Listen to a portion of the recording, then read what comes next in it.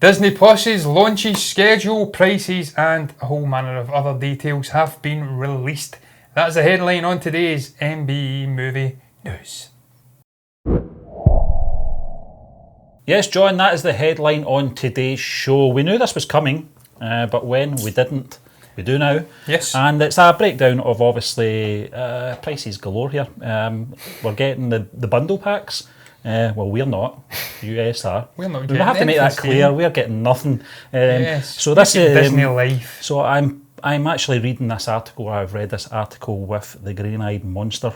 But John, prices, and we also get Apple TV's $5 a month, which I think is pretty decent. That's fantastic. But what's your thoughts on the whole sort of article here, John? Because we are getting obviously an idea of the content as well now. Yes. We kind of guessed what we were going to get, but we're getting the bigger picture now, how far we're getting back with content, and obviously the sort of options that you get on what you want, because obviously we know that Disney are involved with Hulu and ESPN as well, and obviously we'll talk about as well how this affects us over here in the UK. Stephen, I have to say the pricing is very competitive. I don't know how this will convert to the UK's obviously currency once we actually do get it at some point next year. Yeah. I think the current timeline they are suggesting we won't get it until the first quarter of 2020 or early 2020, which could really cover at any period from January, which it won't be, all the way up to I believe May 2020. So we could have quite a wait involved or in front of us. But in terms of pricing, I think if I was to be a betting man for us, it probably just converts straight to £7 instead of it being $7 and then us perhaps having it for £5 odds. I think we'll probably just see the markup of £7. So, certainly if Brexit happens in that ensuing period and it's indeed a no-deal Brexit, could be marked up quite dramatically. We may even have to pay more just to cover the cost. £10, yeah, about £10. I don't think that will happen though. But look, in terms of the US John, pricing, very competitive. I'll tell you something though. If it was $9.99, I'd still pay it because I'm paying more for Netflix just now. And I love Netflix. I've been a subscriber with them since 2012, I think. But you're right. It's obviously a lot's happening in this country at the moment as well, John. We don't know where we stand with deals and stuff like that, with Brexit looming. But obviously as well, there's current deals, as you mentioned, happening with like Sky TV. The football season, the soccer season is already kicked off, and these deals are already put in place. Not just Sky, obviously BT as well, and all the other channels that host these sporting events. So all those deals are already in place. So I think it's going to be a case of, it could be a year down the line before we get Disney Plus, I think. It's certainly good in terms of the full package, which the US is getting. I think what we'll get, John, is I think we're going to get the breakdown on the different sort of platforms at the moment. Once, obviously, these deals are in place for the remainder of the year. I think, obviously, the sport's going to be on BT and Sky. I think the likes of all the sort of classic sort of archive stuff is going to be on Disney Life, I think it's called. Yeah. And I think all new content will probably be on Sky Atlantic. Yeah, Stephen, that wouldn't surprise me at all if they do subcompartmentalise all the various different things. I'm not aware whether we actually get Hulu over here. It's not something I've ever subscribed to. No, I don't think so, John. I think that caters to more cinephile tastes. It's got more, cinephile type movies, the likes of A24 and whatnot, tend to show their movies on there. Whereas the primary Disney Plus stuff will be for their more IP, if you'd like to use a gaming term. Their main franchises, Marvel, Star Wars and whatnot. So I don't know how that will work out over here when it comes to them bringing all of the, if we do get all of the content, because I do recall reading, I believe it's in Australia, they're getting a watered down version compared to the US. They're not getting as much content on the release date, and they still actually, they're not aware whether they will have it expanded out further. This is the thing that bugs me the most, because this isn't 30 years ago when communications were a bit more, far and few between. We're living in an age of constant communication now. We are going to have to put up with our US counterparts talking on social media about the latest show on Disney Plus that we'll probably not get right away. No. So how do we avoid this? We can't avoid it. We're going to get some major spoilers, certainly in The Mandalorian, John, unless that's going to run, at the same time on maybe Sky Atlantic, it's premiere. I doubt it very much. I don't think we are going to get that on its premiere date in the US. Well, Stephen, actually the Star Wars Twitter account confirmed that we will not be receiving The Mandalorian until early 2020. And as I did say previously, that encompasses a great period. It could be 4 months, it could be 6 months, it could be longer. This is how it's always a battle for us guys on YouTube as well, John, because we've obviously got a Force Friday show. There'll be obviously different variations of that type of show in the US on YouTube with Star Wars fans as well doing their bit. They'll be able to talk about these things. We can't talk about anything like this. So our Force Friday show is going to be pretty lame for about 6 months. Well, unless you go down the nefarious route of watching it via other manners. I mean, that's what, and a whole host of people in the United Kingdom will be doing that. That's what it's coming to, That's exactly. They're giving fans no other sort of a opportunity or option, Stephen, to consume the Mandalorian. As if our show wasn't lame enough. Yeah. Yes. But yeah, Stephen, as I did say, they have confirmed early 2020. It's because I think the reason is that, as you did say, exclusivity deals with Sky are in place. They have their own Disney Movies channel at the moment. I think Disney XD and whatnot are primarily in that Sky package at the moment. So they have to get through all the red tape, try and cut it away, and then go out off into pastures now within their own setup on the streaming service in the United Kingdom. So that's going to take a while to wait on those contracts lapsing, and then they can get things together after that. But you're right, Stephen, that has wide ranging consequences for people over here when it comes to primarily The Mandalorian. I don't really care about Lady and the Tramp. I could consume that anytime and it wouldn't really bother me if I never seen it. No.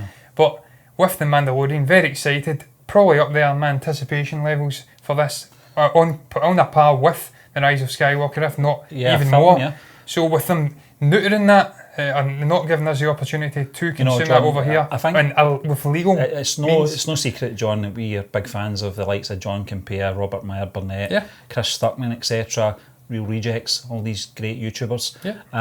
They're going to be talking about this for months, and what do? Do we avoid watching our favourite YouTube channels? Where we can draw inspiration from, and not be spoiled. Of course we're going to be spoiled watching it, because that's what they're going to be talking about. That's going to be the main event. It's not just the actual YouTube channels as well. Twitter, the actual Disney Twitter, has a reputation for posting about the spoilers in the show as they happen. So it's going to be a shit time for UK fans who want to consume it in the right manner. Personally, I'm going to admit right now, if they don't get something sorted out with Sky, I will be consuming it no matter what. I'm not waiting 6, 7, 8 months. So sadly, I will have to get my hands on it in any means available, essentially. So they're forcing us into a corner. I'd rather not. We live in Aberdeen, by the way. Okay, for anybody watching out there, it's law abiding. We're in Aberdeen. Look, Stephen, I'd love to consume it the correct way. I've loved Disney. I love all of the content. I love the Marvel shows. I love even the animated stuff. Go and watch the remastered or retold animated classics in the cinema. Hope the weekend. Maybe Martin Scorsese could give you his account. Yeah. Since he'll not be watching it. He'll not be watching the Marvel content, yes. Well, no one will be watching the Marvel content, certainly early doors, because there is none. And that's neutered as well for the US audience. That's another thing, Stephen. We're not getting the likes of Iron Man 2, I believe, and whatnot, and various different other. Captain America is the other notable one. It's just different things. They've got deals in place with different networks. It's silly, John, because when you're ever on Netflix and you want to go back and look at some of your favourite sort of trilogies, etc., sometimes you'll get the middle part on Netflix and you'll not get part 1 or part 3. It's terrible. It's silly. Yes, Steve, but we'll move on that note because we're talking about it, and sadly we will have to wait a long, long time for it, so there's no real point us continuing gushing about something we won't get. I don't know if Scarlett Johansson will have to wait long for an all-women Marvel movie, John, but she's certainly pushing for it, which is surprising because obviously her character is pan-breed, as we say here in Scotland, dead. Spoiler alert. And she's obviously coming back for the prequel Black Widow, but she does say she actually opens this quote up very interestingly. I don't know what my future in this world is. Well, we do. You're dead. Yeah. Obviously, it's a little more opaque for my character, Johansson told Variety's Mark Malkin while promoting her new film Jojo Rabbit, but that group of actresses is so incredibly powerful, and when they come together, it's explosive and unstoppable. So yes, I'm pushing for that. I think the audiences want it, and I'm definitely one of them now, John. I think what she's referring to here is obviously those sequences in Endgame, which was very brief. Wasn't necessary, but it was a pretty cool sequence, I felt. They were all kind of standing around Peter Parker, protecting Spider-Man because he needs it. He's got God-given You know? talents and abilities. Exactly. He's up there with Thor. But the way And it the was lights. shot, John, I did like the way the characters all rounded up. I thought it was pretty cool, very empowering as well. Yeah. And I think as well, my wee girl, who I have to see these films through, can take a lot of inspiration and encouragement from seeing some very powerful female superheroes on screen. So you've got to look at it from that point of view as well. It's very easy for these haters to come on online and say it was unnecessary and pointless and it was all about agendas, etc. But look at the bigger picture where they're going in phase 4 as well. I think it's right. I think Scarlett Johansson is right as well. I think it's quite admirable that she's pushing for this, although she's not really get any clue in whether she's going to be part of anything like this. Well, they could, unless it's obviously set. yeah, they could before. go back. Yeah, so Yeah, back into the future if you'd like. yeah, great Scots. Yes, Yeah, great Scots. I don't know who would be playing Doc in that ensemble effort. Who knows? Perhaps Valkyrie. Yeah. Lord knows. Yeah, but Stephen, look, it is very admirable for her to be pushing this to the fray. And I think it's purely because she's using her muscles, flexing her muscles, her star power, if you'd like. One of the biggest, if not the biggest actresses in the game today, and she's also using that sway she has. Obviously, she's perhaps, well, not the first Captain Marvel. I've pushed that to the side already. I was about to say she's the first female standalone movie. Not true at all. Should have been, but not true.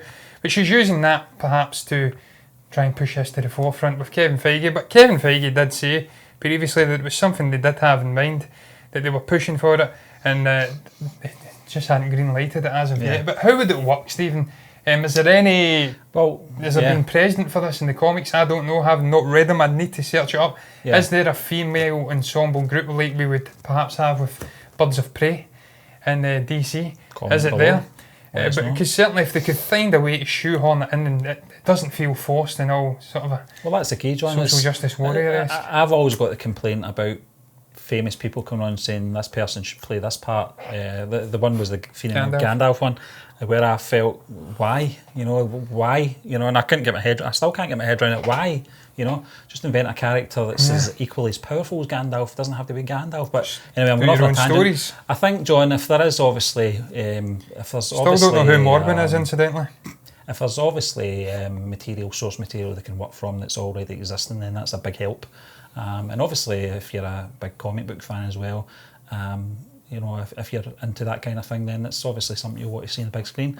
As long as it's not forced. No. As long as there's purpose for it and there's a reason for it and it makes sense and it fits in. This is the other thing that's obviously, we talked about the restrictiveness of Kevin Feige's franchise as well, that they've got to refer to, they don't have to, but they do use a lot of the source material. But not just that, because it's all interconnecting stories and everyone's got to work along each other and every story's got to sort of match as well and make sense, then it could be quite a job to do it. But Kevin Feige's considered it, but it's really just, as you said, John, how it would fit into the existing universe. Yes, Dean, I don't know how it would fit in. Perhaps they all went off for a hen do or something, or a hen party in the celestial world.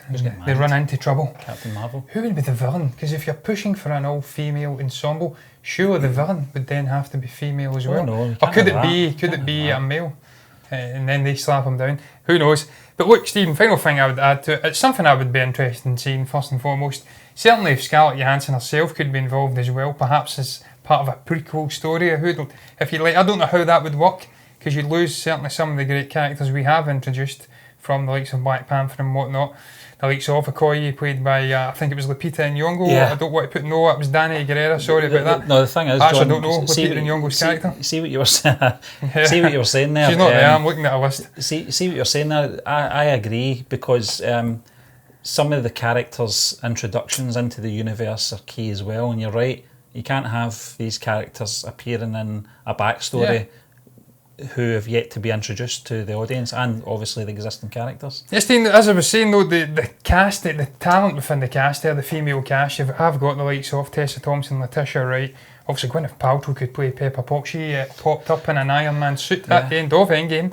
You've got Elizabeth Olsen as obviously Red Witch, So you have an array Scarlet of... Witch. Scarlet Witch, sorry, yeah. She has a red witch, sorry. Evil woman and all that jazz, you know, some people would say. You know the channel I'm talking about, she was great. And she's getting better. I thought Endgame, I thought that was probably the best sequence. She nearly had him. Yeah. Until he had to killed call my friend, I don't know who you are. He had to call for help, so she nearly had him. Yeah, Stephen, finally, as I did say, the cast is there. I'd like to see it happen if it could be fitted into the story in a way that's organic, but do not force it. We've seen this done with many a franchise before, wink wink, and it doesn't work if it's not handled correctly. And look, with the all-seeing, all-hearing, omnipotent God that is Kevin Feige in there, playing the puppet master, overseeing the MCU, then I'm sure if he deems it right and he greenlights it, then it will feel pretty damn good, and it will be pretty damn good as well, and a success at the box office. But look, I am going to move on, Stephen. I have not got the topic in front of me. I am on a Facebook page for the Metro, which is unfortunate. This is probably a bit of good news for Sonic fans anyway. Certainly when we did the trailer reaction, John, that was a bit of a shocker. New Sonic the Hedgehog movie design leaks show major improvement. Yeah, what do you think of the redesign, John? Because it was one of the things I felt was so weird about that trailer. This lanky blue creature it was too cartoon-like for me, which is a bit of a silly thing to say, considering he is a cartoon character, a video game character.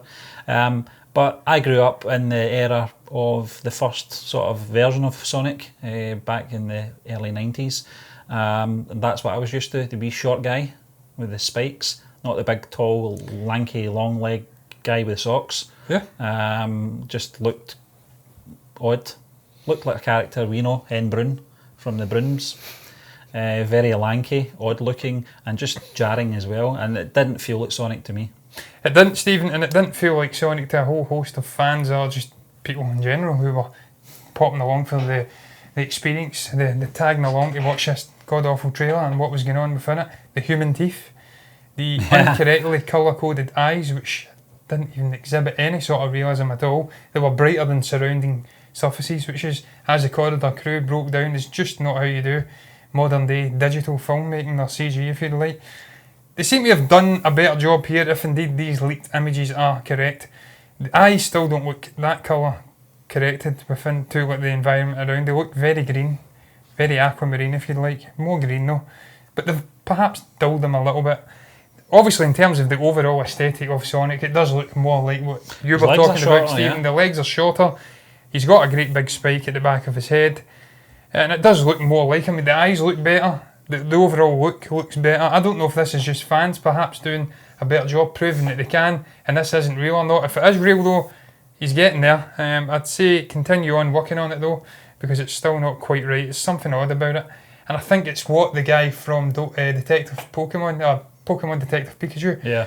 I think the guy who was involved in the cinematography for that, he was actually tapped to do the cinematography work for Sonic the Hedgehog, refused it, went on and done Pikachu, and then he came back and gloated over the misery of the chap who was involved in this, whose name eludes me. Yeah, I think the problem, John, as well. It's the blue.